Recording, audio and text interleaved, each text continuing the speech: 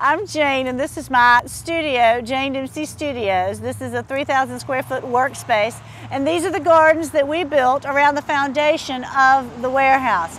In order to get the gardens to work here, I had to do raised beds with stacked stone walls. Very practical, very affordable. We were able to fill in our little retaining walls with excellent soil. So just about everything we drop in the ground blooms and looks wonderful year-round. So maintenance as far as irrigation, not a big problem, not a lot of trouble. All of our pipes and sprinkler heads are above ground. We mulch the garden a couple of times a year, but for the most part we let all the foliage fall off the old plants and give organic matter back to the subsoil, so the following season is alive with color.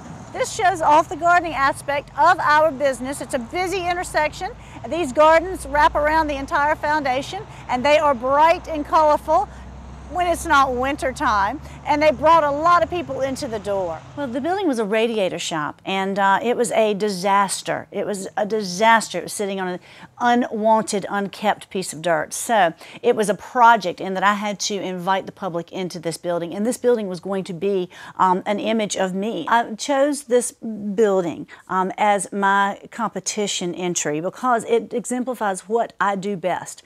We are a design firm. We build and design gardens, but I recognize that this building would be perfect to showcase for HGTV because it's a great example of one of my projects. We painted the walls different colors depending on the seasons. We painted the concrete slab floors a bright silver.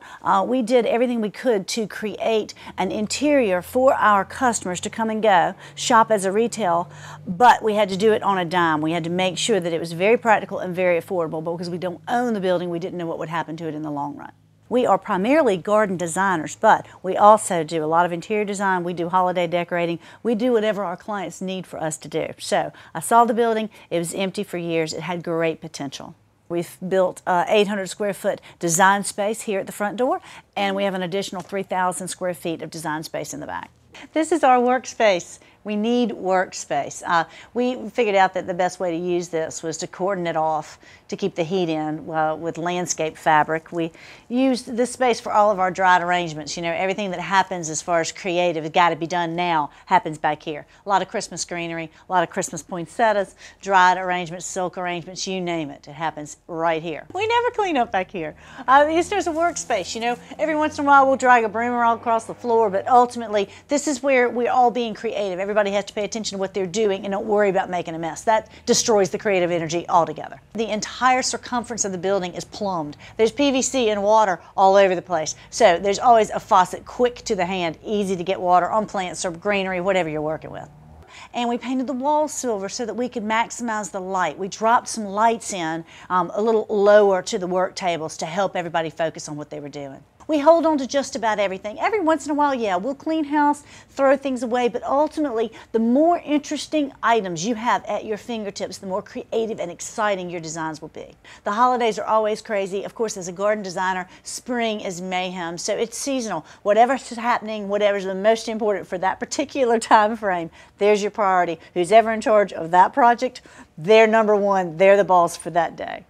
I needed to be able to house a lot of highly perishable plant material. I needed to make sure that I didn't have expensive employees hand watering plants at the end of the day. So I built this space, this holding cell, so that the trucks could roll into the chain link fence area. All the material could be unloaded from the truck once onto the tables. The tables allow the plants to drain. We have the entire interior of the holding cell irrigated. So at the end of the day, we pull out of here, hit the irrigation, and everything in a holding gets wet. These flowers are pansies. We use these all over the country actually, especially in the southeast though. It's the one annual that will bloom all winter long. Pansies are fabulous for the garden.